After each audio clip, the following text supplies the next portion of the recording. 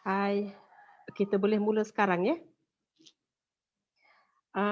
Selamat petang kepada semua rakan-rakan yang saya hormati sekalian dan terutama sekali kepada uh, jemputan khas kita pada petang ini iaitu yang berbahagia uh, Profesor Julie Edo, Ketua Pengarah Jakwa Malaysia, uh, yang berbahagia Dr. Izandis, Pengarah Hospital Orang Asli Gombak, Dr. uh, saudara rakan kita juga dan saudara ataupun Encik Gerald Joseph, Komisioner Suhakam, Dr. Cecilia, Doktor Praktikal, Pakar Emergency Hospital Kajang kalau saya tak silap, dan sahabat perjuangan kita Encik Rizwan yang mana tidak asing lagi lah dalam dunia aktivisme orang asli sebagaimana yang kita semua maklum. Pada petang ini kawan-kawan dan juga kalau ada ya rakan-rakan yang menonton sesi pada malam ini, kita akan membincangkan topik yang sedang hangat sekarang ini iaitu COVID-19 ya, vaksin dan COVID-19 yang mana kita sebutkan pada hari ini sebagai orang asli sudah bersedia untuk menerima vaksin lah. Tapi sebelum kita pergi lebih lanjut, saya ingin berkongsi sedikit latar belakang berkenaan dengan Komas dan Jaringan Kampung Orang Asli atau singkatannya JKOSM. Okey, untuk makluman rakan-rakan di luar sana, Pusat Komas dan Jaringan Kampung Orang Asli iaitu JKOSM merupakan salah satu NGO seperti keluarga yang mana kita telah mula bekerjasama seawal tahun 90-an dalam usaha untuk menyatu padukan masyarakat orang asli, mendidik masyarakat orang asli supaya lebih berdikari dalam hal-hal berkaitan dengan isu hak asasi orang asli. Lepas itu kita cuba mendidik komuniti supaya mereka memahami atau mengetahui banyak kemahiran-kemahiran yang perlu sebagai satu masyarakat untuk berhadapan dengan banyak cabaran. Juga kita cuba mencari kesatuan di kalangan masyarakat orang asli supaya sama-sama mencari penyelesaian ya, menyampaikan isu-isu atau suara-suara orang asli ke atas secara kolektif lah, secara bersatu padu. Idea khusus ya kepada penubuhan jaringan, idea mewujudkan jaringan untuk makluman adalah berteraskan kepada amalan tradisi masyarakat orang asli. Di mana kita tahu dan sedia maklum bahawa setiap komuniti orang asli, tak kira suku kaum mana pun, kita mengamalkan hidup bersatu padu, bergotong royong, bekerjasama dalam semua aspek, kan dalam kalau setiap kampung. So kita mewujudkan JKOSM untuk membawa prinsip ini dan nilai-nilai ini dalam konteks yang lebih besar, lagi lebih luas, iaitu dalam konteks isu hak tanah adat, dalam konteks adat budaya yang semakin terhakis sekarang, dan kita cuba membawa konsep ini dengan lebih luas supaya kita sama-sama saling membantu tidak kira suku kaum manapun. Okay? So itu sedikit latar belakang yang saya ingin yang saya kongsikan ya berkenaan dengan apa itu JKOSM dan bagaimana kami bekerjasama dengan Pusat Komas selama ini dalam cuba mencapai matlamat ini. So untuk tidak membuang masa ya, saya ingin mengalu-alukan kehadiran semua panelis kita dan juga rakan-rakan di luar sana untuk bersama kita pada petang ini. So sebab sedikit juga lagi saya nak tambah ya, berkenaan dengan COVID dan vaksin ini, kita mendapat banyak spekulasi sebelum ini, di mana orang asli juga turut terkesan bukan saja dengan virus tetapi dengan spekulasi yang kurang tepat atau kurang baiklah tentang vaksin dan virus inilah, terutama tentang vaksin lah.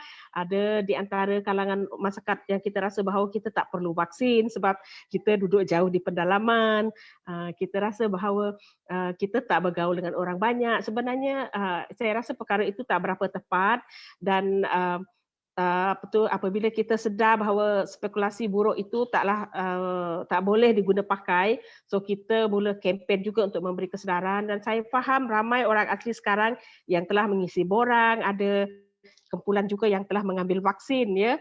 Jadi saya rasa pada petang ini kita akan membincangkan isu ini dengan lebih lanjut supaya kita sama-sama bersedia dan faham, dan tidak ada masyarakat orang asli yang berkecuali untuk tidak menerima vaksin.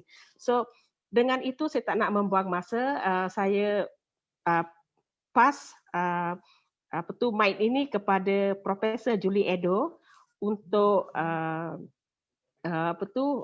kata-kata pembukaan lah dari Prof. Okey, silakan Prof. Terima kasih. Okey, terima kasih Tijah. Salam sejahtera, selamat petang semua. Saya ada 1 bulan lagi duduk kerusi ini. Selepas itu, kalau nak jumpa saya, kena cari sungai semua sebab saya akan memancing kat sana. Okey, tuan-tuan dan puan, ini saya duduk di sini panas juga sejak akhir-akhir ini, tapi dah mula nampaknya sejuk sedikit sebab Menteri YBKJ nampaknya begitu bimbang kita terpengaruh dengan berita-berita yang disebarkan melalui media sosial mengenai kemungkinan buruk vaksin COVID-19 ini. Jadi jabatan diminta untuk mencari jalan dan memberi penerangan kepada masyarakat agar tidak menolak vaksin ini. Ya, saya ni komputer ni tak pandai sangat ni. Alia, majak Alia. Okey, dan kami pun mulalah gerakan. Kita tengok di Pahang mendahului kita semua, sudah ada batin-batin, sekumpulan batin-batin telah pun menerima vaksin. Dan di Perak pada minggu lepas Menteri Besar sendiri telah turun dan memberi penerangan mengenai langkah ini kepada batin-batin. Yang ini cuba betulkan sikit. Dan untuk makluman tuan-tuan, ya, mengikut data kita, tak apa, buatkan. Okey. Terima kasih, Alia.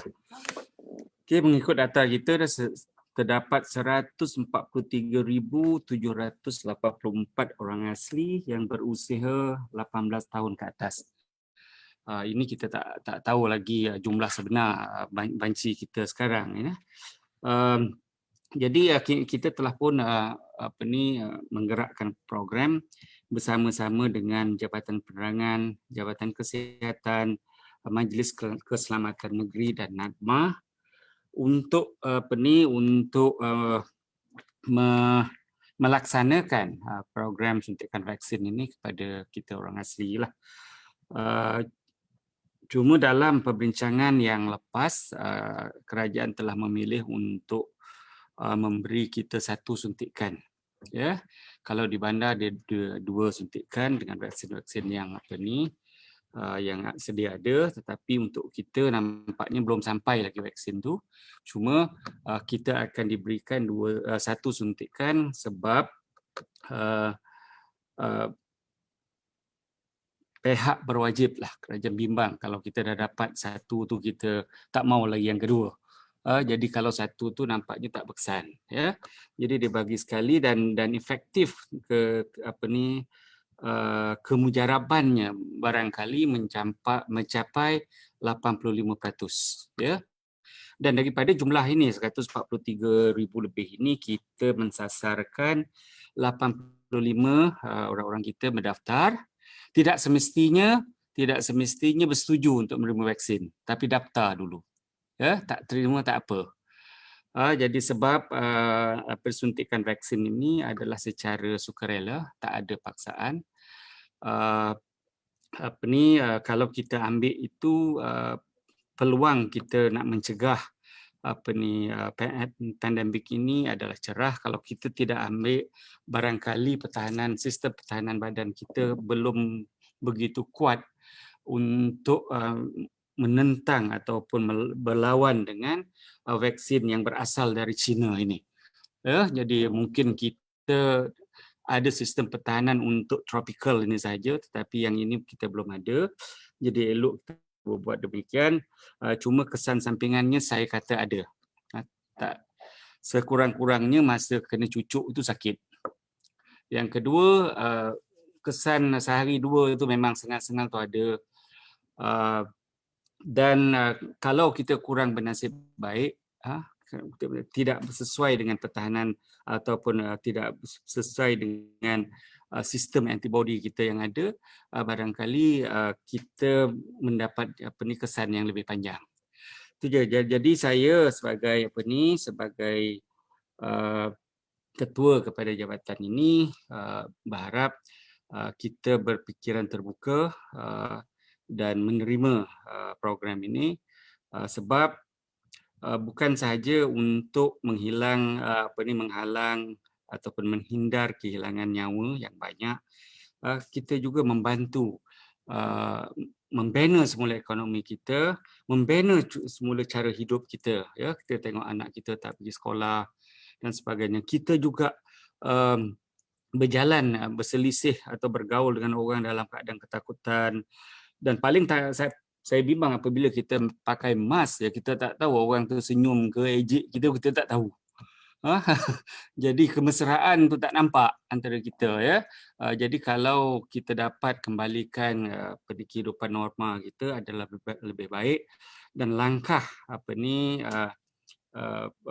suntikan vaksin ini adalah salah satu langkah untuk mengembalikan cara hidup kita kembali normal. Saya rasa itu saja Atijah buat masa ini. Lepas ini kita boleh bersoal jawab. Okey, terima kasih semua. Okey, terima kasih Prof atas kata-kata atau ucap tama yang begitu baik sekali untuk pendengaran kita semua. So saya rasa kita nanti kalau Prof masih stay dengan kita akan open untuk soal jawab. Tetapi sebelum itu saya serahkan kepada Encik Rahmat ya untuk mula menjemput atau para panelis kita yang lain yang sekarang nampaknya sudah siap sedia juga untuk bersama kita pada petang ini. So silakan Rahmat.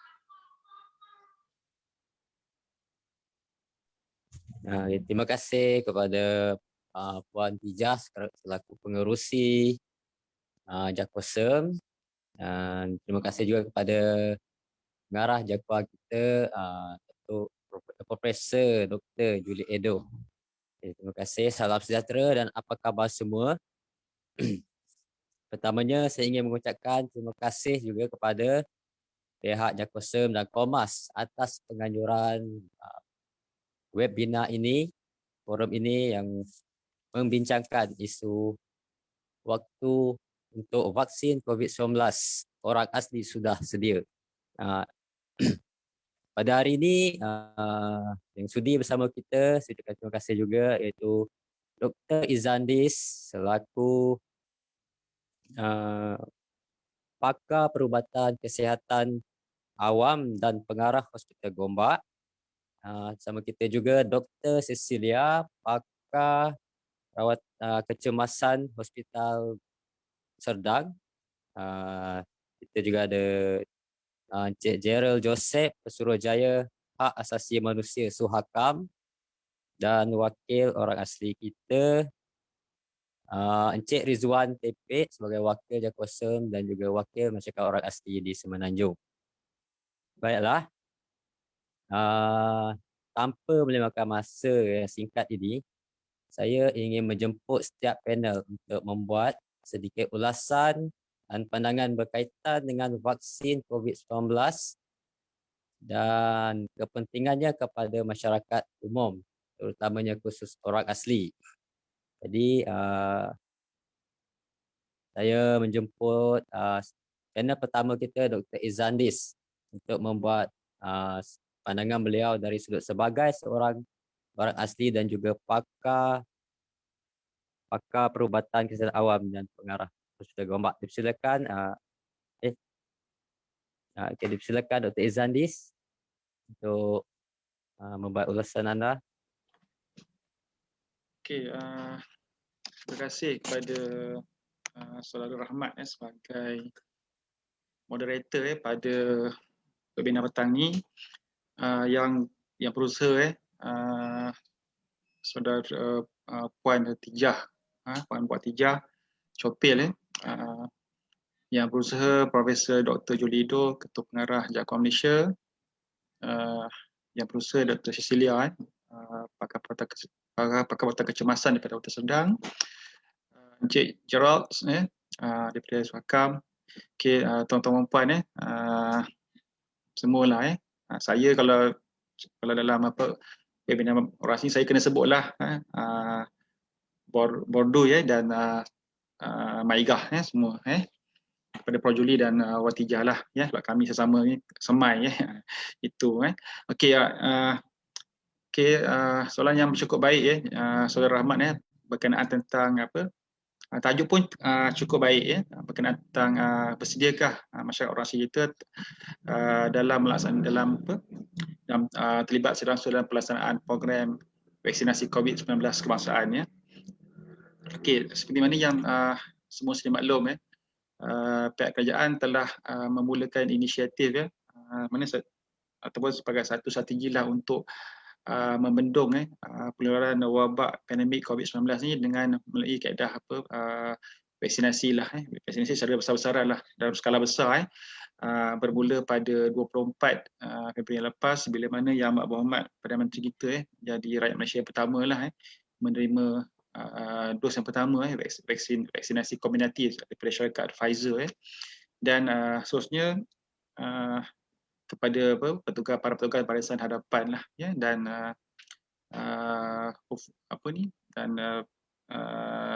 program imunisasi COVID kebangsaan ni ataupun lebih dikenali sebagai PICK ni dapat dibagikan kepada 3 fasa iaitu fasa 1, fasa 2, fasa 3 Fasa 1 memfokuskan kepada pemberian vaksinasi kepada semua para petugas Barisan Hadapan tak semestinya daripada sektor perkhidmatan kesihatan manakala juga perkhidmatan lain seperti pertahanan dan sebagainya manakala untuk fasa 2 fokusnya kepada golongan yang berisiko golongan berisiko maknanya golongan yang mempunyai penyakit kronik contoh seperti darah tinggi, kencing manis high kolesterol dan juga kepada warga emas dan juga orang kelainan upaya dan fasa 3 yang akhir sekali adalah untuk keseluruhan rakyat Malaysia yang berumur 18 tahun dan ke atas dan suka sini saya nak sentuh sini dalam pelaksanaan program PIK ni juga pihak kerajaan juga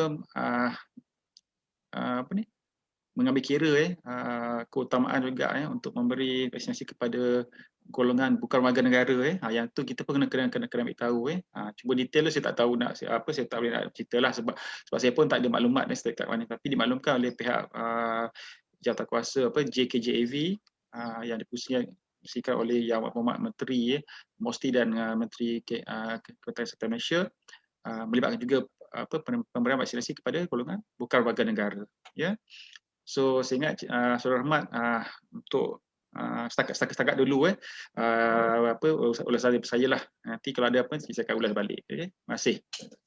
Okey, terima kasih Dr. Izandis. Okey, itu dia antara penerangan sedikit mengenai suntikan vaksin yang dijalankan di Malaysia sekarang ini. Baiklah, untuk panel kedua dijemput Dr. Cecilia sebagai dari pakar kecemasan Hospital Serdang untuk membuat sedikit ulasan mengenai isu COVID-19 ini. Dipersilakan Dr. Cecilia.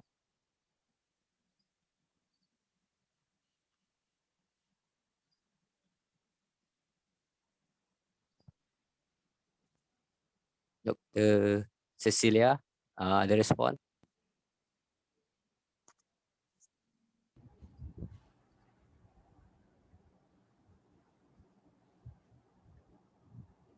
Dr. Cecilia, boleh unmute mic?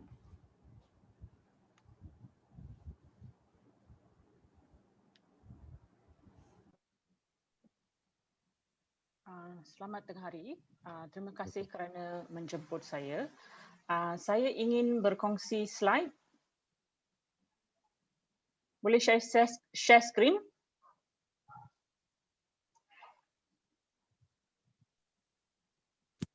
Boleh. Tapi untuk makluman Dr. Celia, kita ada 10 minit untuk ulasan ini. Harap boleh cukup 10 minit.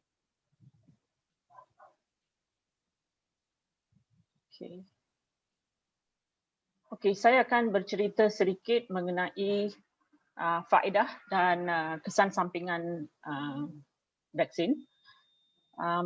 Vaksin COVID akan merangsang sistem ketahanan semula jadi badan bagi mengurangkan risiko jangkitan COVID. Boleh dengar ya? Bagaimana vaksin berfungsi dalam badan? Pertama, vaksin disuntik. Hasil dari suntikan, antibodi yang spesifik akan dihasilkan oleh sistem imuniti badan. Ketiga, vaksin akan meningkatkan tahap imuniti badan tanpa menyebabkan jangkitan penyakit. Nombor 4, hasil dari suntikan vaksin, sistem antibodi bertindak ke atas virus COVID sekiranya terdedah kepada virus COVID ini. Apakah pentingnya vaksin? Apabila semakin ramai orang mendapat vaksinasi, semakin ramai penduduk membentuk antibodi, virus COVID susah merebak dari satu orang ke satu orang lain. Seterusnya mengurangkan kebarangkalian kejadian penyakit COVID yang lebih teruk. Ini memerlukan 70 hingga 80% masyarakat menerima vaksin. Ini dinamakan kekebalan kelompok. Secara tidak langsung, ia akan melindungi golongan yang tidak layak menerima vaksin. Semua orang yang berumur 18 tahun ke atas layak terima vaksin, kecuali siapa yang ada alahan yang sangat teruk. Ini adalah portfolio vaksin yang didapati di Malaysia. Apakah kandungan vaksinnya? Vaksin mempunyai antigen vaksin. Dia diliputi oleh lapisan lemak, lipid. Ada adjuvant. Adjuvant ialah garam yang meningkatkan tindak balas sistem ketahanan tubuh terhadap vaksin itu, dan ada gula sukrus. So, kandungan vaksin tidak ada bahan haiwan langsung. Kenapa kita perlu ambil risiko mendapatkan vaksin ini? Okay. Jangkitan COVID boleh menyebabkan komplikasi. Walaupun ada yang mendapat jangkitan ringan saja dan tidak perlu masuk ward, komplikasi tetap berlaku dan boleh berlaku pada paru-paru, jantung, otak, buah pinggan, darah beku atau membawa maut. So, kebaikan vaksin lebih tinggi dari risiko vaksin. Dan kesan sampingan vaksin sangat kurang dari risiko menderita dari vaksin daripada COVID. Okey, statistik di Malaysia menunjukkan 6 orang mungkin mati untuk setiap 1,000 orang yang dijangkiti COVID-19. Dan 64% kematian berlaku dalam pesakit yang berumur 60 tahun ke atas. Dan 87% yang orang yang mati mempunyai darah tinggi, kencing manis, penyakit jantung dan kolesterol tinggi. So, macam mana kita pastikan vaksin ini selamat? Okay, ada 4 cara ya. Ada kajian, ada penelitian Badan WHO dan regulasi antarabangsa, ada penyeliaan daripada Badan NPRA, National Pharmaceutical Regulatory Agency atau Badan Regulasi Ubatan Negara, dan kita boleh lihat dari pengalaman dan bukti di negara lain. Semua pengeluar vaksin perlu mematuhi peraturan kebangsaan dan antarabangsa serta spesifikasi amalan penghilangan baik untuk memastikan produk selamat untuk semua dan produk sentiasa mematuhi spesifikasi yang ditetapkan. Kajian yang dilakukan ialah kajian fasa 1 yang melihat kesan tindak balas, fasa 2 yang melibatkan ratusan orang untuk menetapkan tahap keselamatan, dan kajian fasa 3 yang melibatkan ribuan orang untuk mengetahui kesan sampingan yang jarang berlaku serta tahap keberkesanan vaksin. Dan semua kajian ini diteliti di peringkat antarabangsa dan peringkat negara. Okey, di peringkat kebangsaan, NPRA terdiri daripada pakar-pakar yang sangat dihormati dan bertindak sendiri, ya. Mereka independen dan mereka meneliti semua data ujian, kajian yang dilakukan untuk setiap vaksin dan membuat keputusan berasaskan bukti sains. Jika vaksin, satu vaksin itu diluluskan oleh NPRA, vaksin itu dianggap selamat dan boleh diterima. Okay, mari kita melihat pengalaman vaksinasi COVID-19 di seluruh negara, ya, seluruh dunia. 144 negara telah menerima vaksin, lebih 528 juta orang sudah disuntik vaksin ini. Okey. Pengalaman vaksin di UK menunjukkan kadar jangkitan COVID menurun. Tengok graf yang pertama, ya, dia menurun. Kemasukan ke hospital menurun dengan mendadak dan kadar kematian juga mengurang dengan mendadak selepas mendapat vaksin. Di Israel pula, selepas dos pertama dan dos kedua, kadar kemasukan ke hospital didapati lebih menurun di kalangan orang tua yang sudah diberi vaksin berbanding dengan golongan muda yang belum divaksinkan. Okey, sekarang kita bercakap sedikit mengenai kesan sampingan. Apa pentingnya kita perlu tahu kesan sampingan? Ini adalah supaya kita bersedia secara mental untuk terima kesan sampingan yang berlaku dan tidak terkejut. Dan kita tahu apa yang perlu dibuat jika ada kesan sampingan. Kesan sampingan vaksin COVID ini yang banyaknya dilaporkan adalah ringan dan bersifat sementara. So yang kerap dilaporkan ialah sakit, bengkak dan kemerahan di tempat suntikan, penat, lesu, sakit kepala, menggigil, sakit sendi, sakit badan, demam, loya, rasa tidak sihat, muntah dan cerit. Ia biasanya berlaku beberapa hari dan akan hilang dalam tempoh 1 minggu. Okey, ada kesan sampingan yang sangat kerap berlaku, yang kerap berlaku dan jarang berlaku. Yang sangat-sangat jarang berlaku ialah anafilaksis atau alahan yang sangat serius yang boleh berlaku 1 atau 2 dalam 1 juta orang dan ini boleh dirawati. 90% daripada reaksi alahan yang serius biasanya berlaku dalam beberapa minit hingga 30 minit setelah mendapat suntikan vaksin.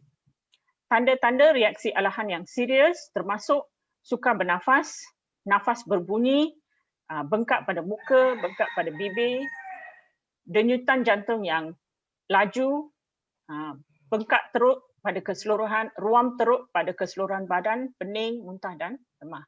Oleh itu, penerima akan dipantau 15 hingga 30 minit setelah suntikan vaksin di pusat pemberian vaksin.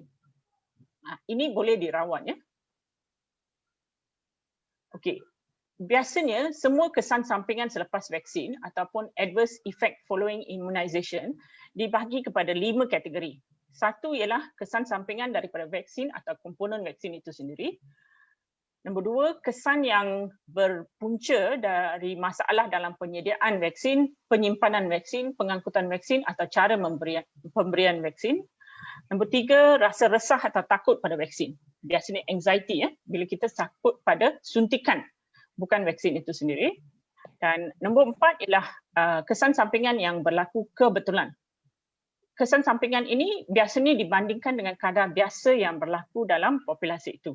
Dan nombor 5, kesan sampingan yang tidak diketahui. Semua kesan sampingan perlu dilaporkan dan disiasat. So kita akan pantau semua kesan sampingan. Di mana caranya ialah di mana penerima vaksin akan diberi notifikasi atau peringatan melalui aplikasi MySejahtera untuk melaporkan sebarang kesan sampingan. Pelaporan kesan sampingan juga boleh dibuat oleh petugas kesihatan atau terus melalui website NPRA. Penyiasatan bagi kesan sampingan yang serius akan dilakukan dengan teliti oleh satu jawatankuasa pakar khas yang ditubuhkan untuk menilai kes-kes isu keselamatan berkaitan dengan vaksin COVID-19. So, ini slide terakhir saya. Kata akhir, Penghasilan vaksin dan proses pemberian vaksin dikawal selia rapi oleh regulasi antarabangsa dan NPRA untuk memastikan ia selamat. Kalau kita mahu masyarakat kita selamat, 70 hingga 80% penduduk perlu divaksin untuk mencapai imuniti kelompok. Kesan sampingan kebanyakannya adalah ringan dan bersifat sementara. Semua orang boleh menerima vaksin jika berumur 18 tahun ke atas kecuali yang alahan teruk. Dan tidak cukup untuk Malaysia mendapatkan bekalan vaksin. Kita perlu orang ramai terima suntikan vaksin itu. Sekian, terima kasih. Okey, terima kasih kepada Dr. Cecilia. Penerangan yang sangat jelas mengenai kesan, sampingan dan juga kebaikan di mana vaksin itu lebih baik berbanding dengan risau dengan kesan sampingannya. Baik, kita ke panel yang seterusnya iaitu mengenai hak asasi untuk mengambil vaksin adalah satu keperluan atau kewajipan. Itu kita serah kepada Dr. Cik Gerald Joseph daripada Suhakam, dipersilakan untuk membuat ulasan dari segi hak asasi. Selamat petang. Terima kasih Rahmat, Prof. Juliedo, Puan Tija, kawan-kawan dari Jaringan Kampung Orang Asli, Dr. Izandis, Dr. Cecilia, memang pakar ya. Saya pun tadi sekejap tu dah jadi doktor tu, saya gembira tu. Dan terima kasihlah kita ada peluang berbincang sedikit. Sangat penjelasan Dr. Cecilia tadi yang virus tu memang kuman lah dia, memang dah memang rosak kita punya cara kehidupan dah setahun lebih dah. Nak jalan mana-mana pun takut, nak jumpa kawan pun takut. So itulah kesan daripada satu kuman yang begitu kecil. Tapi kesan dia besar ya. Dan kita tahu dunia ni saya ingat sekarang dah 73 ke 75 juta orang dah sakit sebab kuman ni, COVID ni. Mati pun ramai, 1.6 juta orang dah mati dah. Di Malaysia 330,000 orang sakit ni sebab COVID dan malangnya ada keluarga, ada kawan kita 1,255 meninggal.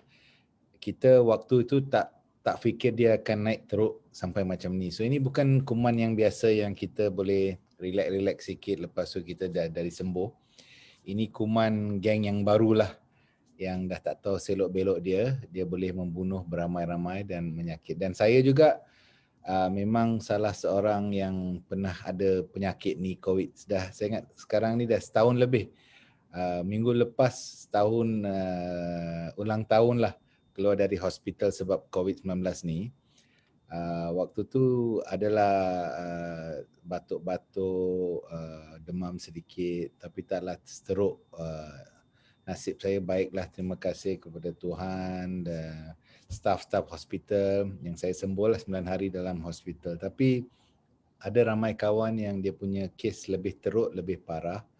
Dan bagi saya kalau boleh seharusnya tak siapa pun yang harus melalui perit-perit COVID-19 ini. Saya minggu lepas ada peluang untuk berjumpa dengan orang kampung di kawasan Perak ya, di Kampung Chang. Pergi jumpalah kes-kes untuk Suhakam. Saya pergi jumpa dengan orang tua di sana. Adalah kawan lama.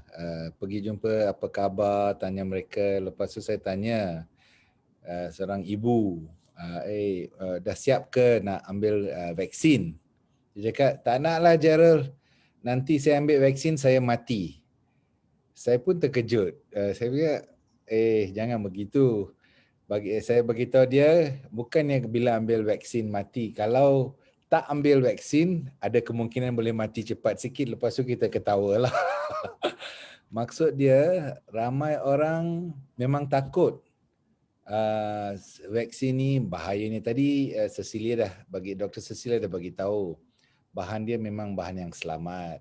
Sekarang dah berjuta-juta di dunia ni dah ambil. Memang sakit lah, cucuk tu sakit kan. Bila-bila kita masuk hospital kita memang takut tu lah. Dan kesan sampingan sikit-sikit tu mungkin ada tapi kita masih lagi sihat. So itu adalah bagi kita dari segi kalau nak fikirkan orang asli ni, orang asli ke, orang lain di Malaysia ke, orang bukan warga negara Malaysia pun ada hak untuk kesihatan.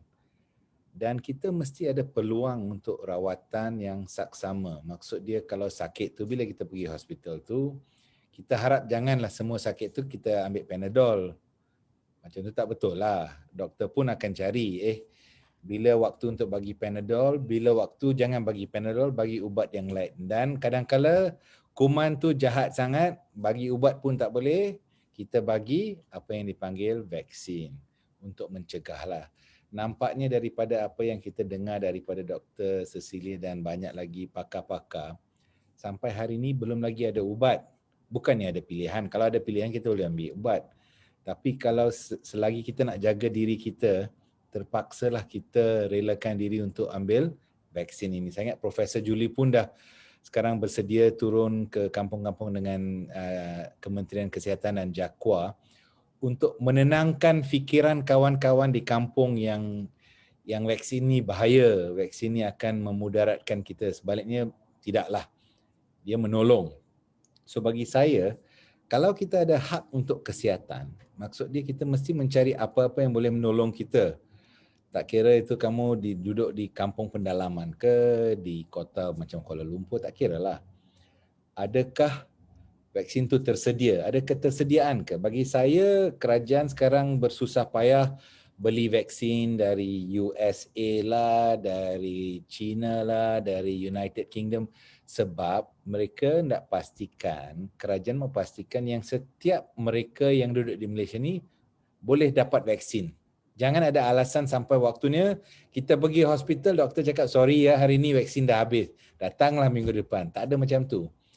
Kerajaan telah membuat semua perolehan supaya ada ketersediaan vaksin. So itu penting ya, kalau untuk hak asasi mesti ada ketersediaan. Yang kedua itu, adakah vaksin itu boleh sampai kepada kita ni yang walaupun takut-takut tapi perlukan vaksin. Tak kira kampung tu kampung pendalaman yang kena jalan 7 jam. Tak ada alasan bagi mana-mana agensi kerajaan beritahu alah tu jauh sangat lah. Ada pun 20 orang kat sana, takkan saya nak naik 7 jam bagi 20 orang. Tak kira lah. Apa nak buat, kampung kamu memang tempat asal kamu di sana. Dan saya ingat kerajaan pun telah menyediakan klinik-klinik yang bergerak kan untuk pastikan yang vaksin tu boleh sampai ke setiap orang asli dan orang di kampung lah.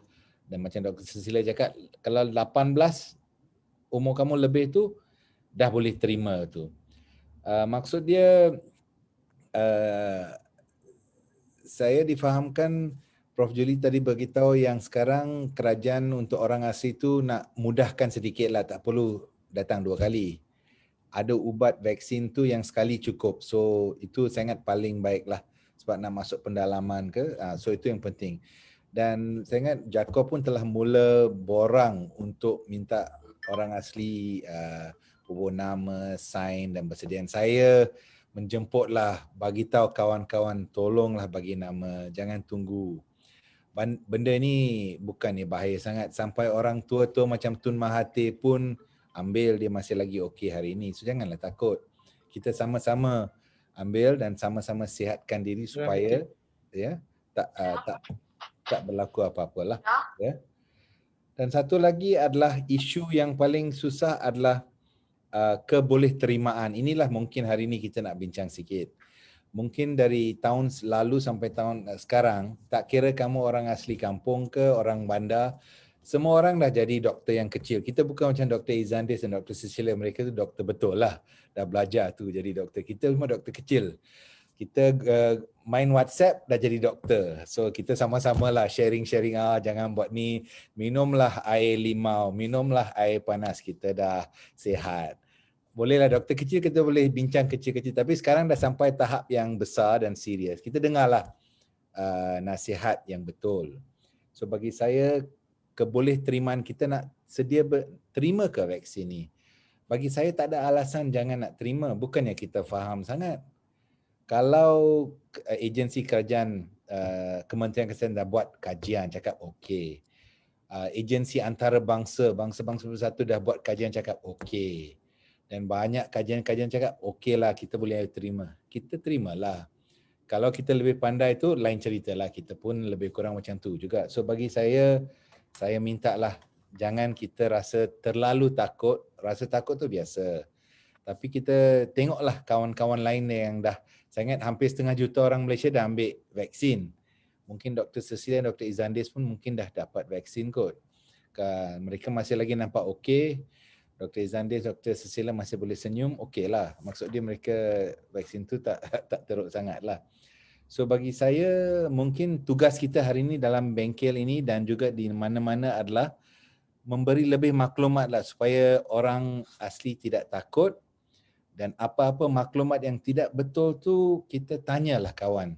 Jangan kita percaya yang benda-benda yang kebenaran dia, kesahihan dia tu kita tak tahu. So tanya kawan, tanya Prof. Julie Edo, tanya Jakwa, tanya Dr. Cecilia, tanya Tija, betul ke ni? Betul ke tak boleh? So kita tahulah banyak berita yang tak betul. So kalau kamu dapat berita, tolonglah cek sama-sama diri. So saya berharap orang asli menggunakan kuasa mereka sebagai manusia yang ada hak untuk menuntut hak kesihatan tu, termasuk hak untuk menerima vaksin. Dan kalau ada kesangsian kita boleh diubati dengan maklumat yang betul. So ambillah peluang dengan WhatsApp sekarang, dengan telefon, kita boleh tanya siapa-siapa saja. Dengan itu saya ucapkan terima kasih dan marilah kita bawa berita ni ke kampung-kampung yang paling dalam supaya lebih ramai lagi yang menerima vaksin. Sekian, terima kasih.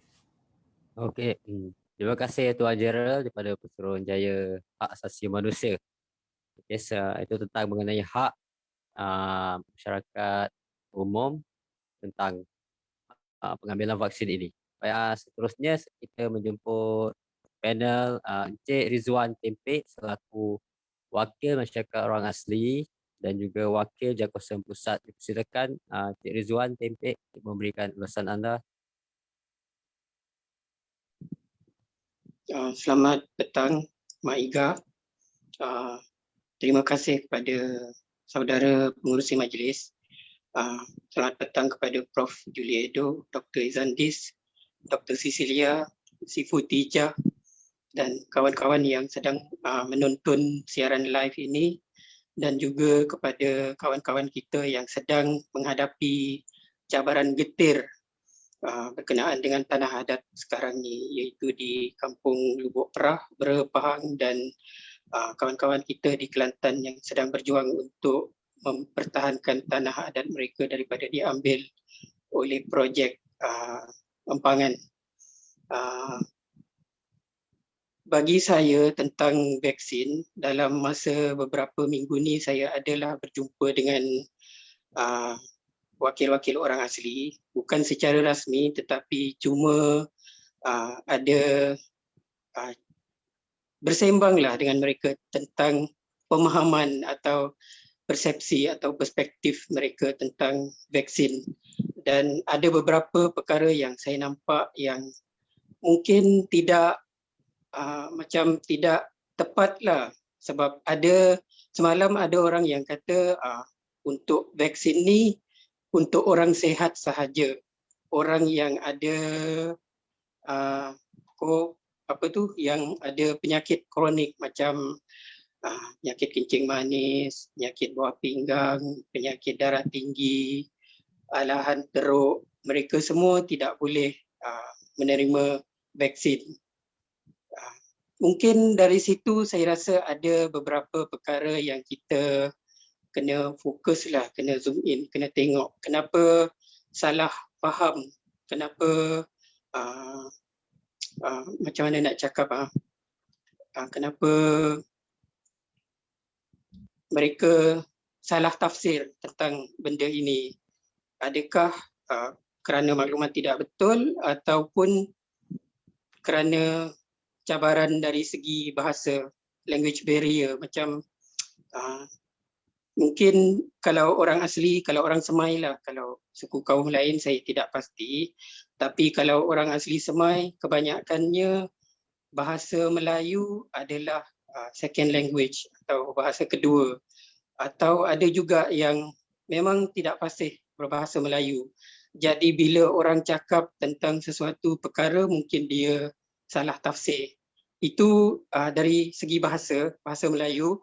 Satu lagi cabaran yang saya rasa ialah bahasa perubatan.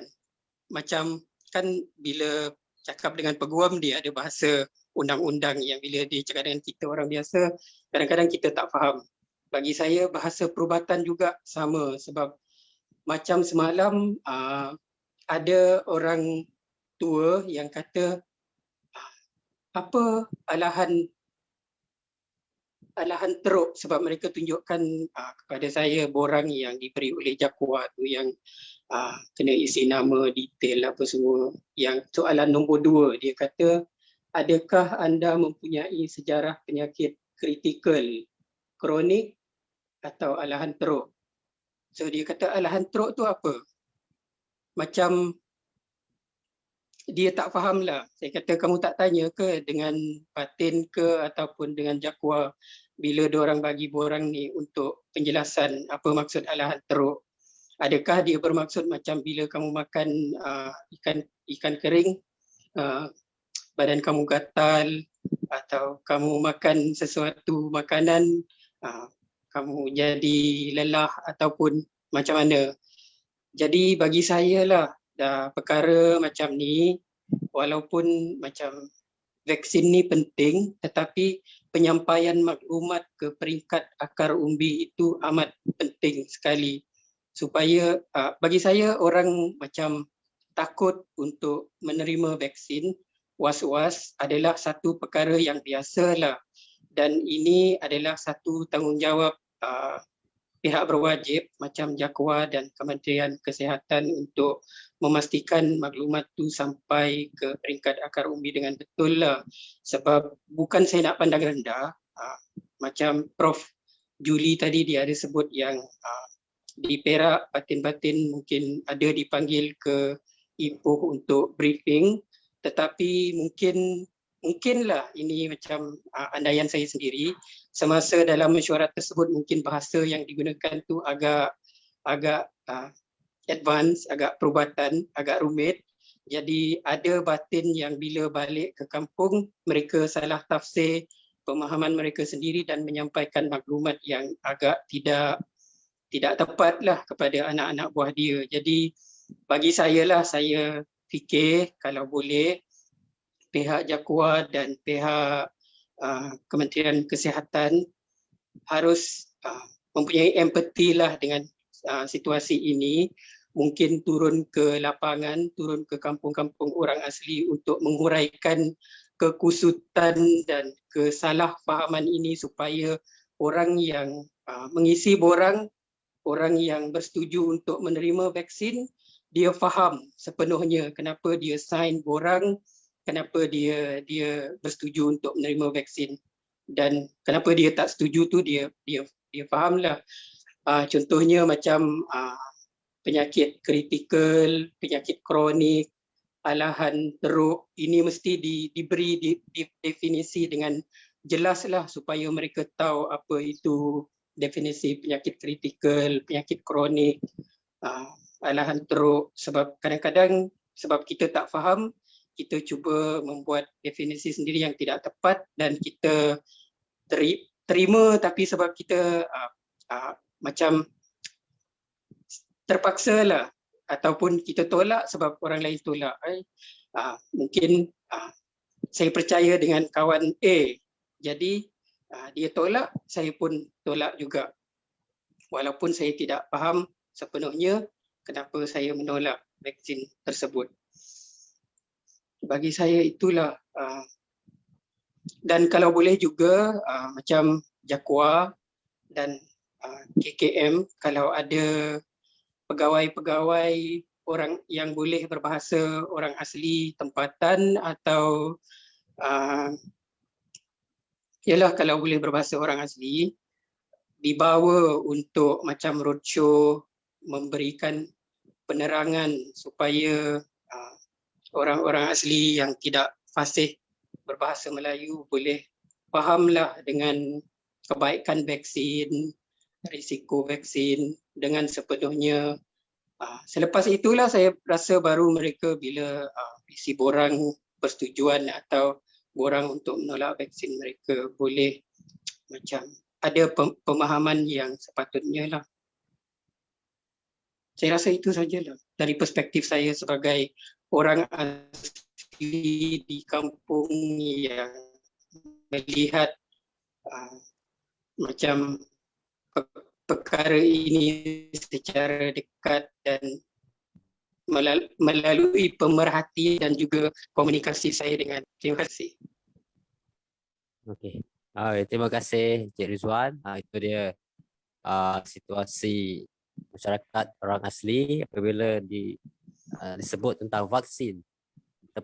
Disebut apa itu vaksin, dan kadang-kadang ada antara mereka yang tidak menerima atau mendengar maklumat yang jelas dan membuat ada sendiri sehingga sampai menolak vaksin, bahawa mereka tidak tahu apa itu kesan-kesan jika tidak divaksin dan apa kelebihan vaksin. Baiklah. Sebelum kita ke sesi, ada beberapa soalan yang akan diajukan kepada panelis kita. Sebelum itu saya ingin tanyalah kepada Dr. Izandis, ada apa-apa tambahan sebab masa Dr. Izandis tadi terlalu singkat. Mungkin sebelum ke sesi soal jawab, Dr. Izandis boleh nak tambah sedikit atau ada apa-apa yang nak disampaikan tentang perancangan KM atau sebagainya. Dr. Izandis boleh respon. Terima kasih Saudara Ahmad. Okey ya, untuk makluman semualah sekarang ni dari segi pelaksanaan vaksinasi COVID-19 ni dah nak masuk ke fasa 2 di mana pada bulan hadapan bulan 4 bulan hadapan kita dijadualkan akan memulakan pelaksanaan fasa 2 untuk program vaksinasi COVID-19 kebangsaan ni. So dalam konteks masyarakat orang asli mana-mana masyarakat orang asli yang tergolong dalam kumpulan golongan berisiko maksudnya mereka yang mempunyai penyakit kronik ni, maknanya kronik ni Cik Rahmat dia berpenyakit yang keadaan rawatannya panjang dan biasanya pemakaian ubat tu dia lebih lama daripada biasalah, contoh macam penyakit penyakit yang tak berjangkit lah, contoh seperti macam darah tinggi, darah manis, kolesterol dan sebagainya lah. Dan tadi ada juga diterangkan keperluan oleh Dr. Cecilia, keperluan untuk mana-mana bakal penerima vaksinasi COVID-19 daripada golongan berisiko orang asli perlu atau pemustahak membuat deklarasi ataupun pemakluman status penyakit ataupun sejarah alahan lah. Alahan ni kalau bahasa semai ni Rizwan saya tak tahu nak sebut apa ni semai ni. Kalau bahasa semai ni kita allergic tu masuk putih. Tapi kalau semai ni rasanya alahan juga tak ada. Mungkin Pak Juli dia nanti dia boleh komen lah, tambah ada yang mungkin ada petak yang boleh digunakan untuk memberi kefahaman kepada masyarakat orang asli tentang apa itu alahan. Jadi penting untuk supaya penting membuat deklarasi ni supaya pihak kami dapat memastikan bahawa bakal penerima tu benar-benar layak dan benar-benar selamatlah untuk menerima vaksinasi. Sebab kita memang aim kita untuk mengurangkanlah macam apa doktor cakap dengan apa Prof Juli cakap tadi, kesan samping yang dialami itu adalah biasa dan biasanya ringan dan sementara tak ada yang so far yang kami tahu tak ada yang serius lah. Kalau ada pun kebanyakannya boleh diubati dan mustahak kalau mana-mana penerima vaksinasi COVID-19 yang mempunyai reaksi alahan yang teruk ni segera membuat laporan ataupun berjumpa dengan petugas kesihatan memaklumkan kejadian samping yang mereka alami lah, supaya pihak kami dapat menyiasat dan mengambil tindakan yang perlulah dalam soal ni. So saya rasa dalam konteks masyarakat asli saya setuju dengan pandangan Tuan Gerald, maknanya tak perlu ada keraguan lah, sebab pihak kepergian telah berusaha memberi kesedaran kepada semua kelompok masyarakat di Malaysia, tak termasuk juga masyarakat orang asli, dan dalam konteks kami Aparatus Kombat pun kami pun telah diarahkan oleh pihak JKJAV untuk memberikan membuat inisiatif membuat taklimat program kesedaran kepada masyarakat orang asli supaya mereka jelas dan mendapat maklumat yang betul lah untuk sama-sama terlibat menjayakan program vaksinasi COVID-19 kebangsaan. Okey, Encik Rahmat. Okey. Terima kasih Dr. Izandis. Okey, kita ada menerima soalan daripada Facebook, media sosial kita. Soalan kepada Ketua Pengarah JAKWA, Profesor Dr. Juliet Edo. Soalan ini berbunyi gini. Okey, apakah perancangan JAKWA dalam memastikan vaksin ini terus sampai kepada komuniti orang asli atau sebarang program rawatan terutamanya di kawasan pendalaman? Dan yang kedua pula, apakah inisiatif JAKWA untuk pendaftaran vaksin itu yang diisikan semasa sejahtera bagi penduduk pendalaman yang tak ada kemudahan yang sebegini? Okey, Profesor Dr. Juliet Edo boleh respon?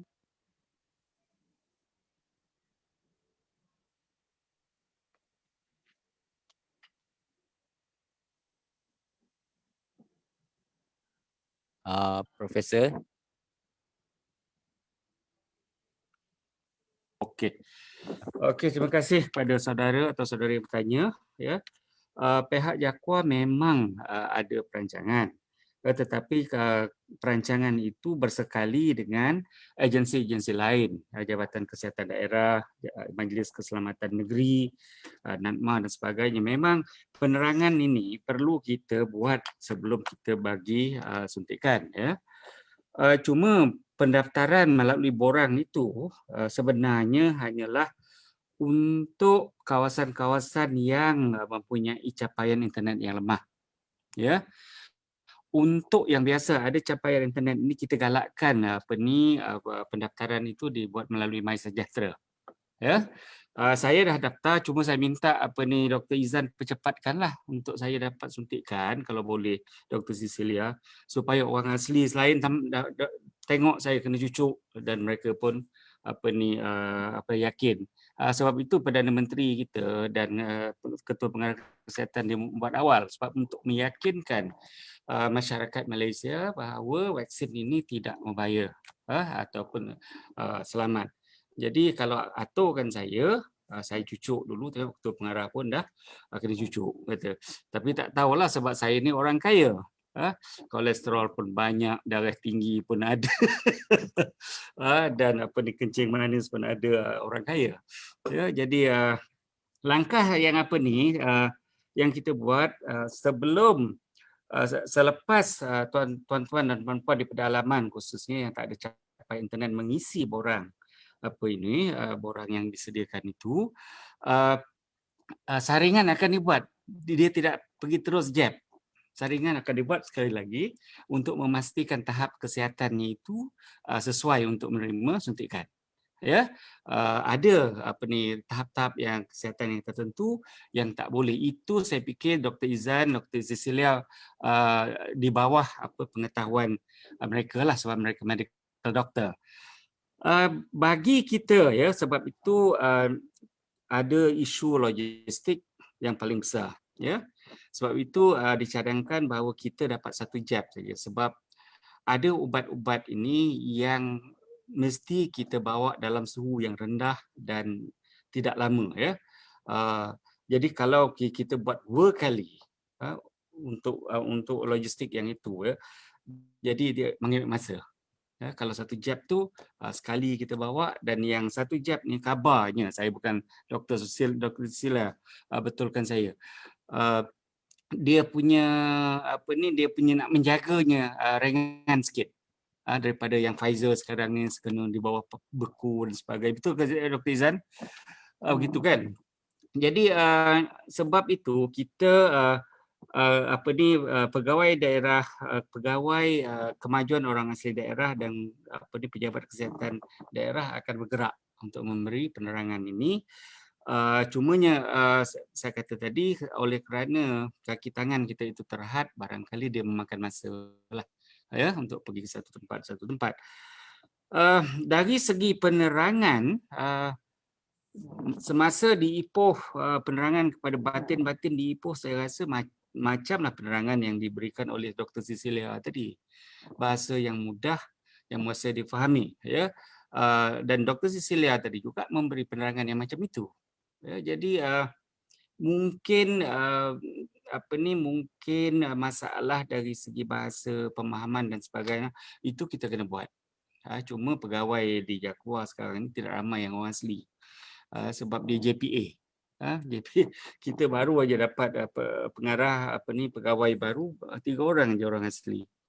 Jadi dan orang asli itu bukan dari suku kaum, satu suku kaum, berbagai suku kaum. Jadi saya harap pasukan saya akan arahkan pasukan Pakuat ataupun pegawai kemajuan orang asli daerah ini akan dan memohon jasa baik kesihatan juga akan menggunakan bahasa yang amat mudah, ya. Dan setengah-setengah tu tak ada dalam masa kita pun, macam Dr. Izandis kata tadi, alahan tu saya pun mungkin Puan Tijah boleh tahu apa benda alahan tu, ya.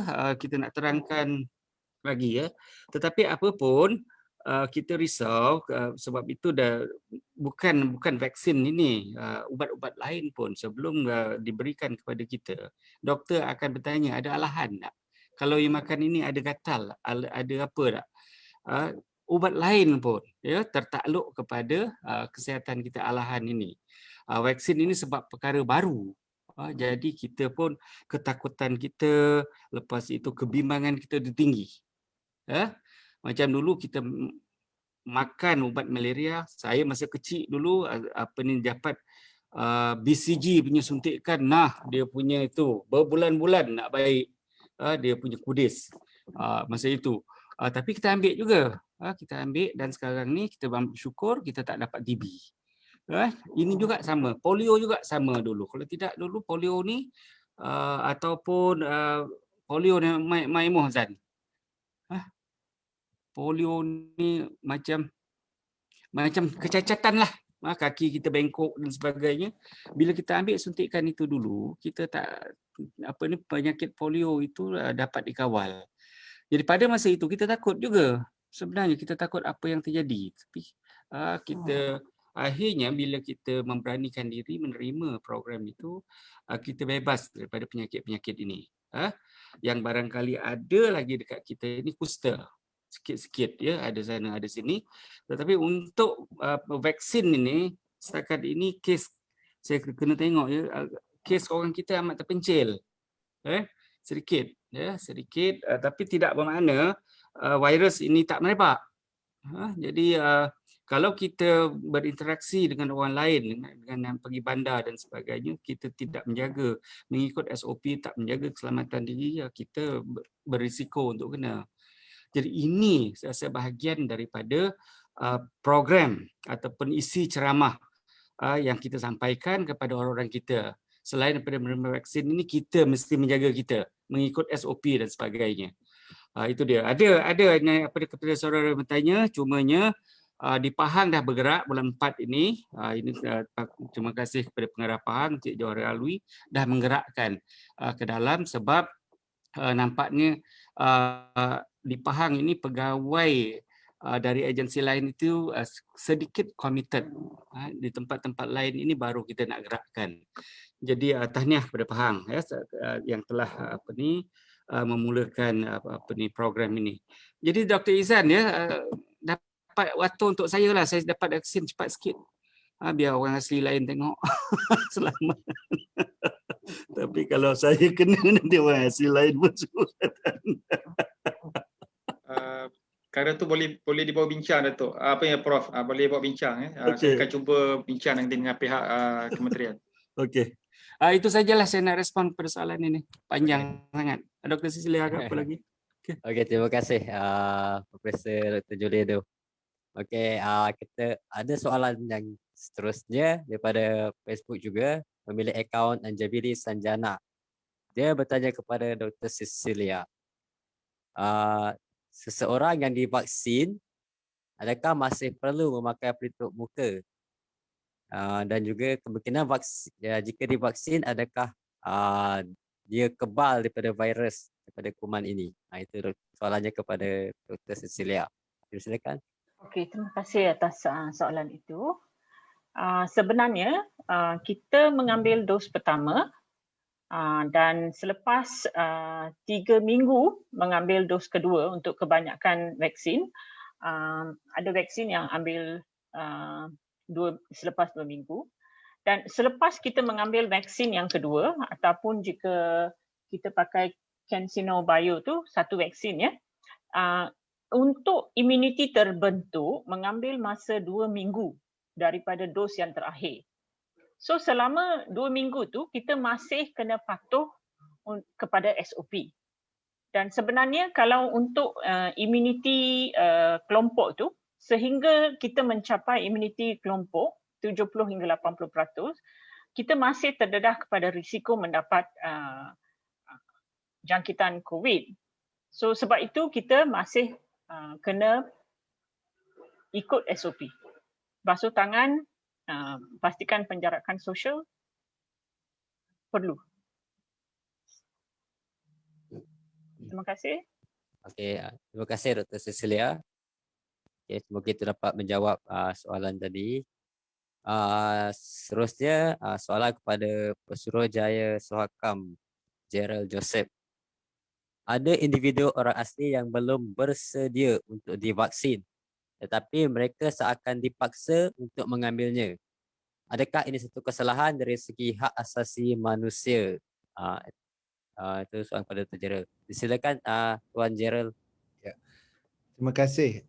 Memang soalan tu sekarang berbangkitlah sebab kalau kamu dan saya ada sakit pening kepala ke tekanan darah tinggi, kita ambil ke tak ambil ubat tu kesan dia kepada diri kita sendiri sajalah.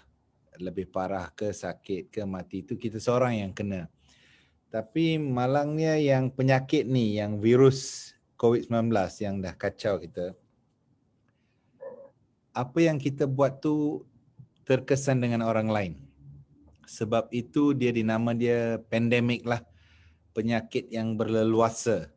Bukan penyakit dalam diri kita ke keluarga kita, tapi satu masyarakat dah kena. So, dari segi hak asasi, memang apa-apa jua paksaan tu memang tidak dibenarkan.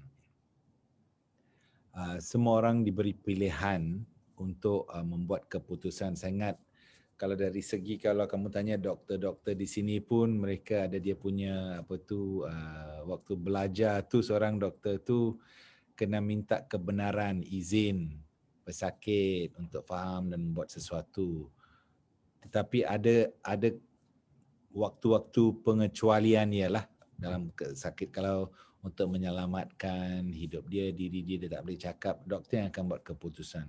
Hari ini kita di satu ruang dunia ini yang tak pernah kita lalui dulu.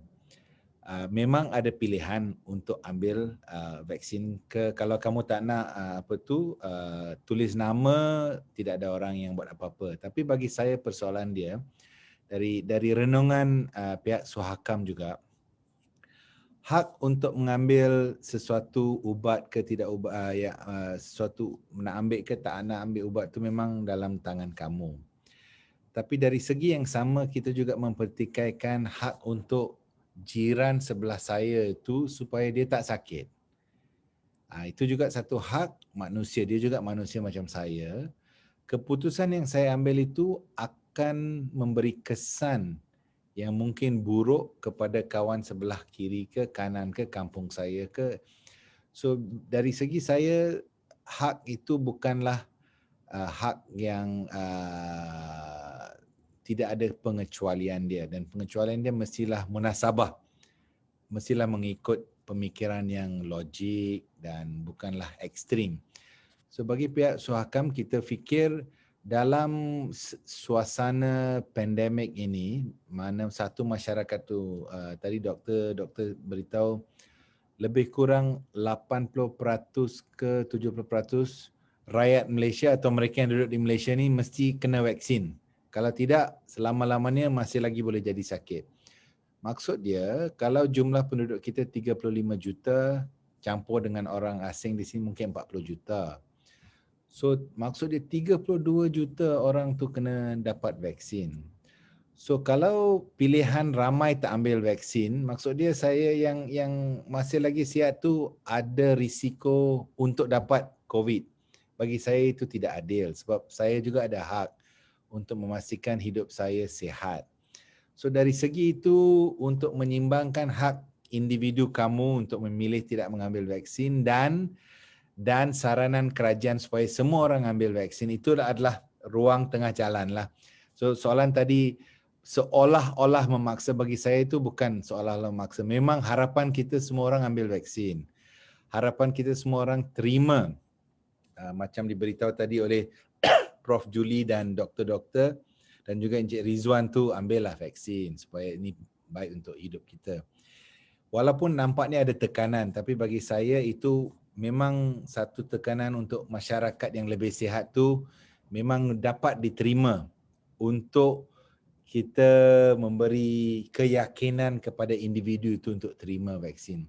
Memang akhir-akhirnya kalau kamu tak terima vaksin, apa nak buat, takkan orang akan pegang kamu ke paksa, tidak akan buat macam tu. Tapi persoalan dia, kalau kamu tak ambil tu, kamu kena bertanggungjawab sendiri dan tidak memastikan dia tidak akan membawa gejala yang buruk kepada orang lain.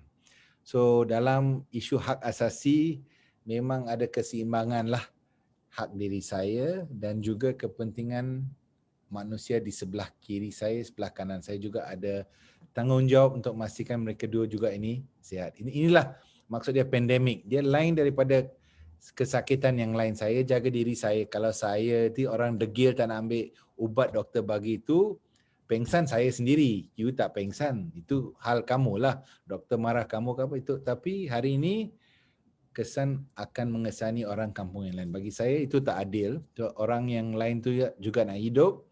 Dan COVID ni bahaya. Kadang-kadang you sihat, nampak okey. Kadang-kadang masuk dalam you punya sistem, kalau badan you ada isu-isu yang lain, mungkin ya boleh mati. Dan janganlah kita lupa di Malaysia ni ada 1,255 orang sampai semalam itu dah meninggal dunia sebab COVID ini. Bagi saya patutnya tak seorang pun harus lebih daripada itu, tapi apa nak buat. So fikirlah persoalan tu dari segi menyimbangkan hak diri saya dengan hak kawan-kawan di sebelah saya. Terima kasih ya. Okey, terima kasih Tuan Gerald. Okey, baik. Seterusnya satu lagi soalan kepada wakil orang asli. Baik, sebagai wakil masyarakat orang asli dan juga sebagai satu jaringan kampung orang asli Semenanjung, apakah apakah cara atau kamu sebagai individu atau perkumpulan dalam memastikan masyarakat orang asli ini dapat menerima maklumat mengenai vaksin yang betul? Itu kepada Rizwan.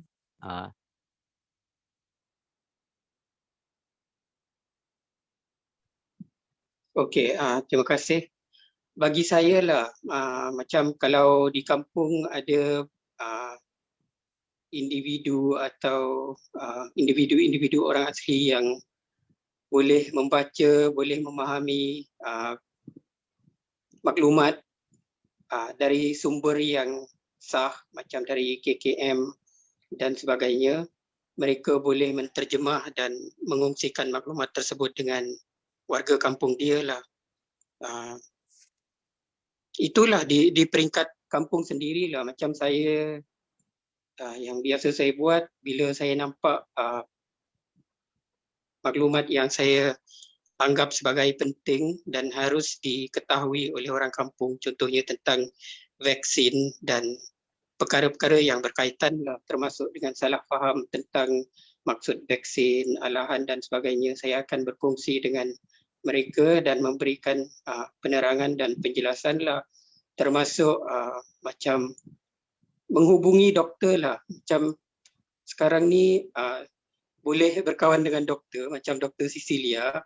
Mungkin juga boleh buat macam, kalau dia senang lah, boleh buat conference call di kampung ke apa ke, untuk macam di Dewan ke apa ke, untuk bagi peluang kepada Dr. Cecilia untuk memberi penerangan tentang perkara tersebut. Contohnya macam saya kan, yang saya kongsikan tadi, salah faham tu terlalu tersasar jauh. So dia kata untuk orang asli yang nak divaksin ni orang sehat sahaja. Orang yang ada alahan, orang yang ada penyakit kronik, mereka tidak boleh divaksin.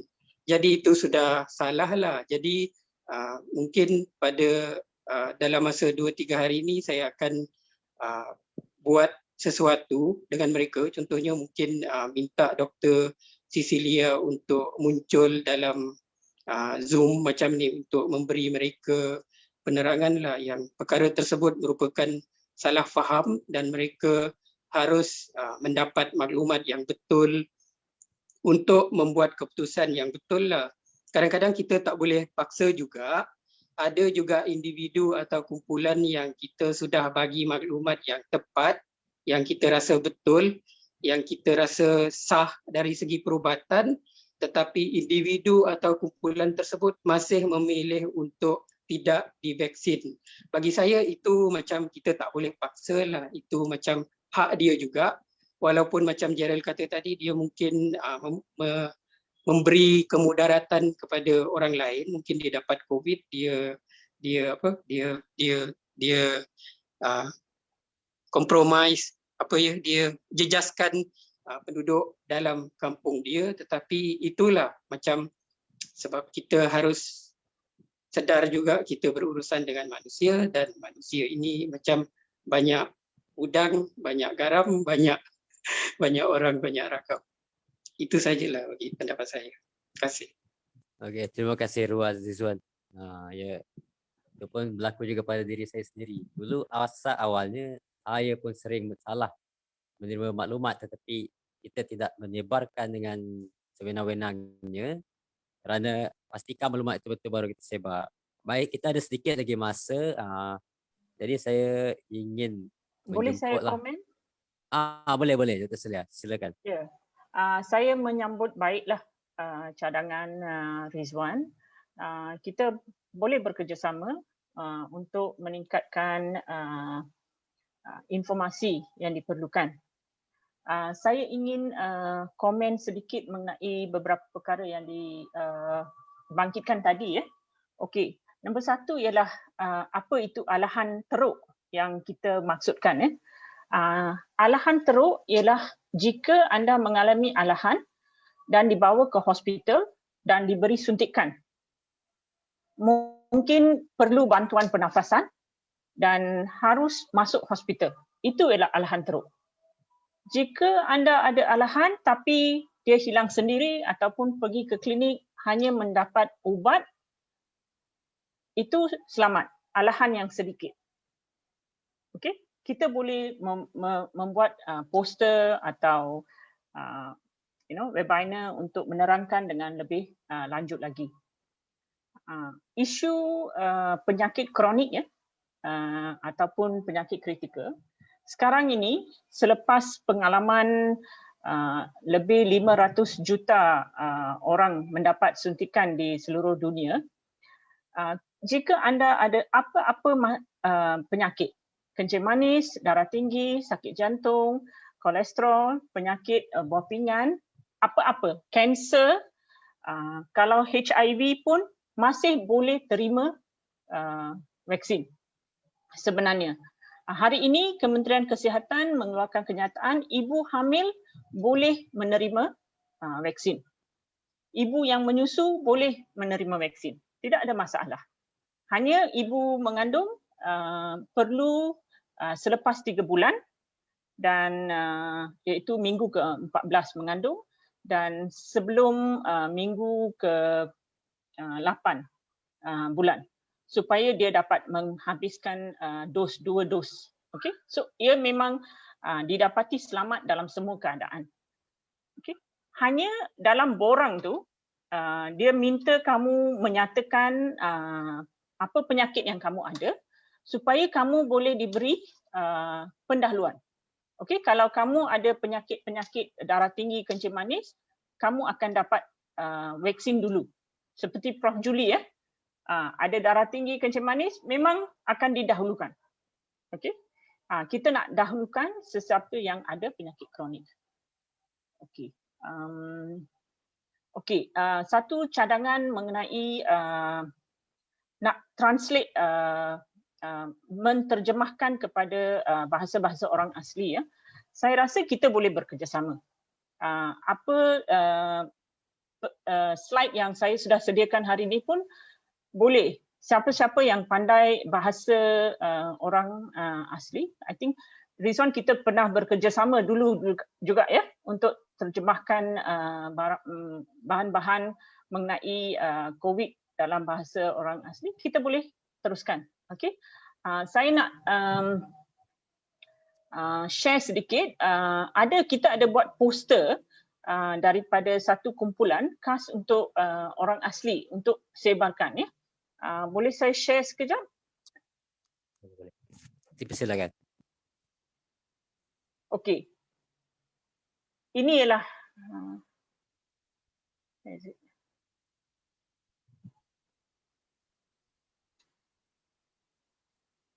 boleh nampak skrin saya? Belum lagi. Tak ada. Belum lagi ya. Okey. Share slide. Okey. Inilah dua poster mengenai plan vaksinasi COVID-19 dan fakta-fakta mengenai apakah vaksin yang digunakan dan informasi mengenai vaksin yang ia percuma, tidak boleh dipaksa dan proses vaksinasi semua diterangkan melalui ini. Ini boleh diambil dan diterjemahkan kepada bahasa-bahasa orang asli jika perlu. Okey, terima kasih. Okay, terima kasih Dr. Cecilia. Okey, kita ada masa lagi. Saya memberi ruang kata-kata akhir daripada panel-panel daripada dan juga Profesor Dr. Julie Edo juga boleh beri sedikit ulasan kata-kata akhir sebelum kita ni. Okey, terima kasih Saudara Moderator. Saya kata tak ada kata-kata dah lah. Dah habis dah. Cuba kita balik kampung. Kita jelaskan kepada orang kita mengenai program ini. Kerajaan telah mengeluarkan 2 bilion lebih untuk menyelamatkan kita. Jadi itu satu perbelanjaan yang besar. Kemudian kita pula bernasib baik diberi percuma. Diberi percuma yang tujuannya untuk menyelamatkan nyawa kita, untuk menyelamatkan ekonomi kita, untuk menyelamatkan kehidupan kita, untuk menyelamatkan cara hidup kita. Ya, kalau tidak sekarang ni kita terpaksa hidup norma baru. Macam janggal sikit lah kita rasa ya. Jadi perlu kepada masyarakat orang asli, ini bukan satu program paksaan tetapi baik kita terima demi keselamatan nyawa kita, demi keselamatan negara kita, masyarakat kita dan sebagainya ya. Kalau rasa was-was, perlu ambil masa tengok kawan-kawan yang mengambil suntikan tu dulu. Ya, kita kena tengok itu, sebab itu saya minta Dr. Izzah tadi tunjuk saya dulu. Biar orang lain tengok. Saya selamat, orang lain boleh. Okey, itu aja pada Saudara Rahman. Terima kasih semua. Terima kasih Profesor Doktor. Okey, seterusnya Dr. Izandis. kata-kata atau saranan terakhir anda, silakan. Okey, terima kasih Saudara Ahmad.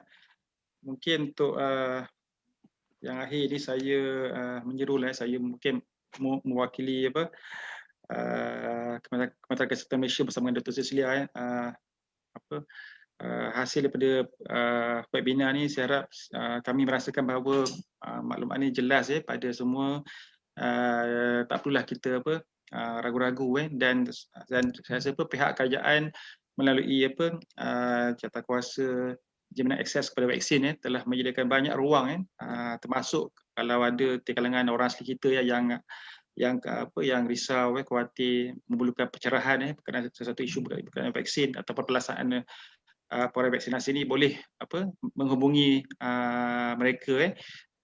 Dia ada talian hotline dia, talian hotline. Lepas tu ada juga email dia disertakan. Kalau tak dapat pun boleh juga menghubungi secara langsung lah mana petugas kesihatan di klinik ataupun fasiliti kesihatan yang terdekat lah. Dan dalam konteks kami tuan-tuan perempuan kita sekarang ni memang kami berusaha sekarang ni untuk seperti mana yang dimaklumkan oleh Cik Rizwan dengan Dr. Syaril, berusaha juga untuk mengambil inisiatif untuk menterjemahkan sebahagian daripada risalah berkaitan COVID ni ke dalam bahasa sulh kaum. Kita akan cuba benda tu dia ambil masa sebab untuk pastikan bahawa makna ataupun dari segi kefahaman tu jelas supaya bukan untuk tujuan mengelirukan supaya mereka jelas dan kami supaya takkan menggunakan perkataan yang jargon ataupun kita guna bahasa yang mudah difahami.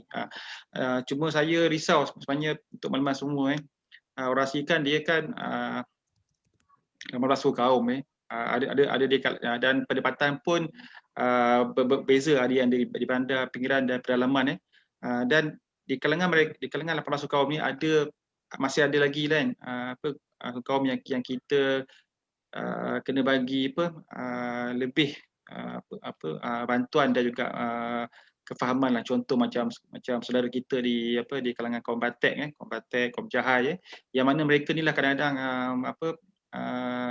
suka untuk kita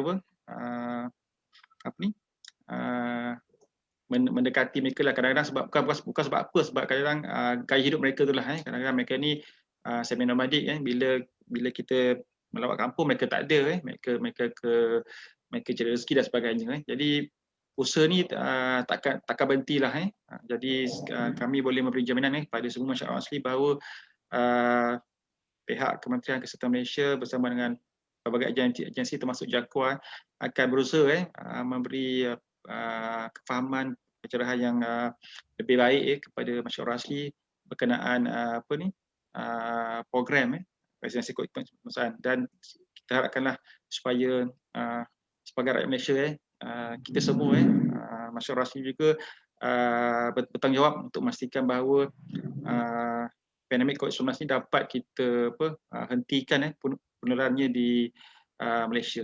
Okey, sekian. Terima kasih. Okey, terima kasih Dr. Izandis. Baik, maaf ada satu lagi soalan kepada Dr. Cecilia. Jadi mungkin dia boleh jawab soalan ni dan terus ulasannya lah. Okey, maaf Dr. Cecilia, kanak-kanak di bawah 5 tahun adakah perlu dicucuk juga? Itu satu soalan ditanya oleh Shiki Brum daripada Facebook. Silakan Dr. Cecilia. Sekarang ni vaksin ini hanya diberi kepada yang berumur 18 tahun ke atas. Kanak-kanak tidak divaksin. Ya. Sebab di masa vaksin ini dikaji, dia hanya diberi kepada 18 tahun ke atas. Namun sekarang ini ada kajian yang dibuat untuk melihat kalau ia selamat di kalangan kanak-kanak. Tapi belum lagi disyorkan. Okey. Saya nak tambah sedikit mengenai vaksin CanSino Bio yang vaksin 1 dos yang disyorkan kepada penduduk pedalaman. Ia adalah jenis vektor virus di mana dia menggunakan virus lain untuk mengambil bahan genetik COVID dan didapati sangat berkesan, okey, di beberapa negara mengikut kajian. Dan yang baik ialah dia patutnya patut simpan dalam peti sejuk dalam suhu 2 hingga 8 Celsius, tapi dalam suhu biasa dia boleh tahan selama 3 minggu kalau dibawa ke pedalaman, dan disyorkanlah jangan ragu-ragu untuk mengambil vaksin ini walaupun dia hanya 1 dos. Okey. Saya ada beberapa cadangan lah untuk menjayakan program vaksin di kalangan orang asli. Kerajaan ada skim sukarelawan untuk menyertai program vaksin. Sukarelawan dibayar tambahan RM200 sebulan, dan pihak orang asli atau aktivis boleh menawarkan diri menjadi sukarelawan untuk menjayakan program ini agar komunikasi di antara kerajaan, Kementerian Kesihatan dan orang asli di setiap kampung dan pedalaman lebih bagus. Cuba kita semua orang berusaha untuk sebarkan maklumat yang betul, okey. Dan kita membuat kempen pendaftaran. Okey, ada 5 cara untuk kita daftar. Sorry, saya nak share skrin saya. Boleh.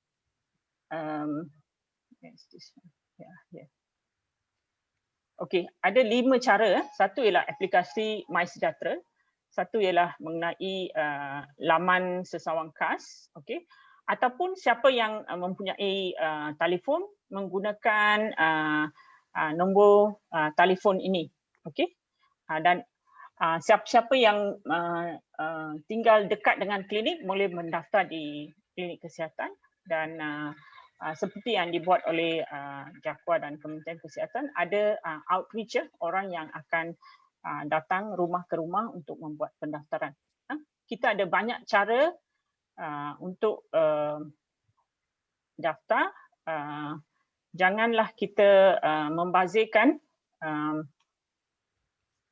peluang ini.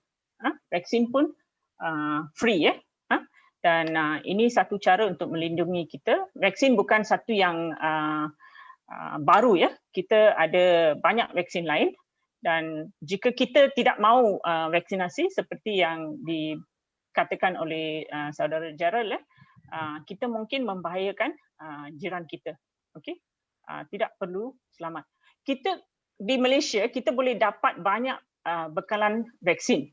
Tapi jika kita tidak terima suntikan vaksin, kita tidak terselamat. Okey. Hanya anda akan selamat jika semua orang selamat. Sila terima vaksin. Terima kasih. Okey, terima kasih Dr. Cecilia. Okey, Tuan Gerald Joseph, sila dengan ucapan terakhir anda. Terima kasih, Rahmat. Okey. Mungkin kita dah bincang banyak, tapi memang saya setujulah kita kena bawa cerita ni yang dengan cara yang mudah tu ke kawasan kampung lah. Tapi kita kena fikirkan, adakah kita nak hidup dengan pelitup ni selama-lamanya, atau kita dah bosan, dah serik dengan ni, kita nak balik kepada hidup kampung lah, dengan orang ramai, berbincang, nak makan sama. So cara ni untuk kita kembali kepada cara masyarakat yang dulu tu untuk menyelamatkan diri kita dan kawan kita adalah vaksin lah satu-satu yang perlu kita ambil ubatnya.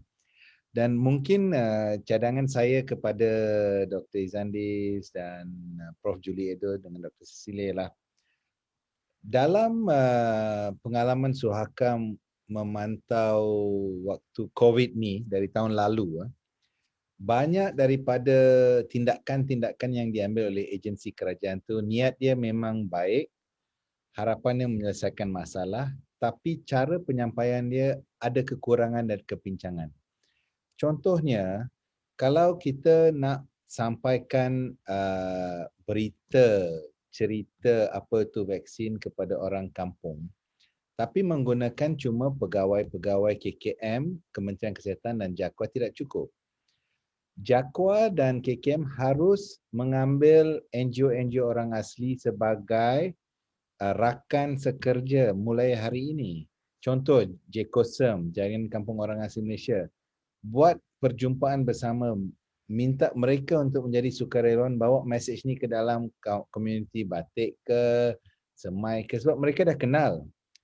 Bila pegawai-pegawai kerajaan datang dengan seragam lah, dengan van besar, orang yang takut dah lagi takut, dia lari masuk ke dalam hutan. So salah satu daripada kekurangan dari apa yang kita hayati tahun lalu, bukan agensi JAKWA dan KKM ya, agensi-agensi lain macam Jabatan Immigration, aksi mereka cuba nak selesaikan COVID tapi lebih menambah teruk. Orang lebih takut, pusat-pusat tahanan tambah lagi. So bagi saya, cadangan saya lah, mungkin dalam konsep hak asasi penglibatan masyarakat atau wakil-wakil masyarakat dalam proses-proses mencari penyelesaian, mereka juga harus dilibatkan langsung. Kita masih lagi tidak lambat lah. Waktunya tepat sekarang. So bagi saya mungkin kalau JAKWA boleh jemput persatuan-persatuan orang asli ke macam JKOSM dan kawan-kawan lain untuk membincang bersama, dan juga adalah sedikit bajet untuk mereka jalan masuk sini, jalan masuk. Sebab cerita mereka secara santai, secara perkampungan tu mungkin dapat diterima dengan lebih senang daripada kita ni yang bersusah payah meyakinkan mereka tu ini baik, ini baik. So itulah cadangan saya, mungkin boleh diambil maklum oleh Prof. Julie Edo dan doktor-doktor di sini. Dan saya mengucapkan marilah kita sama-sama bekerjasama, sebab vaksin ni dah mula turun tapi perjalanan dia ni masih lagi jauh. Sekarang mungkin 1/2 juta saja yang dapat, kita masih lagi ada 30 juta ni belum dapat. So mari sama-samalah kita bekerjasama. Kalau kita harapkan doktor saja tak cukup, harapkan Prof. Julie Edo seorang saja tak cukup. Ini tanggungjawab bersama kita. Sekian, terima kasih. Okey, terima kasih Tuan Gerald. Seterusnya Tuan Rizwan, untuk saranan terakhir anda kepada masyarakat dan juga komuniti orang asli. Silakan. Terima kasih Pengerusi. Lebih kurang sama macam yang Gerald sebutkan tadi. Poin saya ialah kalau bolehlah, macam saya secara peribadi memang sudah mendaftar dalam app MySejahtera, jadi tidak ada sebarang masalah bagi saya. Cuma saya rasa ini peluang untuk JAKWA dan KKM mengubah naratif dan persepsi orang asli tentang kesihatan lah. Sebab kalau dari segi budaya, saya sendiri masih ingat zaman saya kanak-kanak dulu, bila orang kata cek malaria yang ambil darah tu, saya akan lari masuk ke hutan sebab saya takut. Dan saya rasa kita gelak-gelak juga, tapi perkara ini masih berlaku hingga sekarang. Sebab ada satu kampung di kawasan ni, di Batang Padang, KKM ada buat swab COVID secara rawak di kampung-kampung orang asli, dan beberapa individu orang asli akan diambil swab lah untuk test sama ada penduduk di kampung tersebut ada dijangkiti COVID. Dan ada penduduk kampung yang lari bila diorang dengar ada pegawai pejabat kesihatan yang datang masuk kampung untuk buat swab. Dan saya tanya, pegawai KKM ni ada ke buat penerangan tentang apa maksud swab dan berapa orang yang akan dibuat swab sebelum masuk ke kampung? Biasanya tiadalah, macam mereka ada jadual sendiri dan mereka akan masuk ke kampung dan terus buat swab. Jadi kalau boleh saya haraplah naratif ini ditukar supaya orang asli terlibat dalam usaha untuk membuat untuk menghasilkan penduduk yang lebih sihat, dan juga yang penting lebih sedarlah, lebih aware tentang kepentingan membuat pemeriksaan kesihatan dan juga membuat menerima vaksin yang sepatutnya lah. Itu saja. Okey, terima kasih Cik Rizwan. Okey, pada hari ini kita telah mengulas panjang dan juga banyak juga info-info dan maklumat-maklumat yang jelas mengenai vaksin. Jadi di sini adakah orang asli sudah bersedia untuk menerima vaksin yang untuk menangani pandemik COVID-19 ini? Jadi saya ingin mengucapkan terima kasih kepada semua ahli-ahli panel jemputan kita pada hari ini yang sudi bersama meluangkan masa memberi penerangan dan pencerahan kepada mengenai vaksin COVID-19 ini. Jadi dengan ini saya menyerahkan kembali kepada pengerusi Puan Syed Chopil untuk terusnya. Sekian, terima kasih. Terima kasih Rahmat atas moderate kita punya sesi perbincangan malam ini. Sangat excellent sekali. So sekali lagi saya ingin ucapkan ribuan terima kasih kepada Prof. Julie, Dr. Izandis, Dr. Cecilia, J. Joseph dan juga rakan seperjuangan saya Rizwan Tempek. Kamu orang telah memberi penerangan yang cukup ringkas, cukup padat dan senang difahami. Apa yang saya harapkan ialah apa yang kita bincangkan pada petang ini dapat sampai kepada rakan-rakan kita yang mempunyai akses media sosial, ya, sebab saya percaya mungkin di kampung agak susah, mereka tak dapat sebab internet mereka tidak kuat, tapi yang dapat akses, saya harap mereka dapat berkongsi maklumat ini kepada orang kampung. So sekali lagi terima kasih saya kepada para panelis kerana kamu orang telah memberi satu kerjasama yang sangat baik sekali, dan saya harap mungkin pada masa akan datang sekiranya kita rasa memerlukan membuat satu Zoom lagi berkenaan ini, mungkin kita akan membuat satu lagi Zoom kedua untuk COVID dan vaksin. Dan kalian mungkin adalah orang yang kita akan panggil lagi sekali untuk bersama dengan kita lah. Dan untuk rakan-rakan semua di luar sana, saya harap dengan penjelasan tadi kita semua faham bahawa usaha kerajaan dan usaha kita semua adalah untuk selamat bersama-sama. Okey, sebab kita kena sedar COVID lebih berbahaya daripada vaksin, sebagaimana yang telah dikongsikan oleh semua panelis kita tadi. Okey, jangan kerana kita lalai, kerana ketakutan kita akan memberi risiko kepada saudara mara kita, jiran tetangga. So tolong dapatkan maklumat yang sahih, maklumat yang betul. Jika kita rasa kita tak faham, panggil rakan-rakan, kawan-kawan yang boleh jelaskan kepada kita dengan mudah, okey, dengan jelas supaya kita faham. Dan tolong jangan sampaikan apa-apa berita yang tidak seperti yang kita tak pasti kesahihannya kepada sesama komuniti kita, apalagi mereka yang maaf cakap mungkin kurang membaca, kurang mengikuti media sosial dan sebagainya, tidak bergaul dengan orang lain, mereka tak faham. Bila kita menyampaikan satu maklumat yang salah, mereka akan percaya dan ini akan lebih lagi memudaratkan ketakutan mereka. Okay? So sekali lagi saya ingin ucapkan ribuan terima kasih dan nampaknya kita sampai di sini saja. So selamat petang kepada semua. So terima kasih. Bye. Bye. Tak ambil gambar ke, Perry Bell? Dah ambil. Okay. Dah ambil ya. Okay, selamat. Thank you Prof. Julie. Cecilia, Dr. Izandis. Terima kasih Rahmat.